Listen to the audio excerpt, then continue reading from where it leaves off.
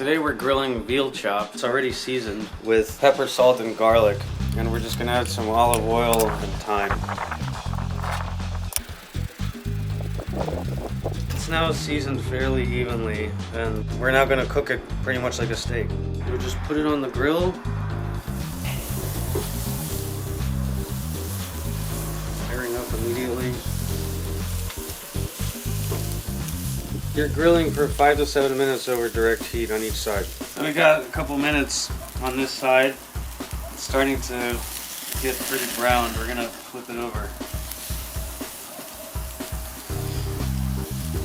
So it's been 5 to 7 minutes on each side, and it looks pretty well seared, pretty well done. We're gonna take it off. So the next step is to put it in some foil and, like with most grilled meats, rest it for about 10 minutes.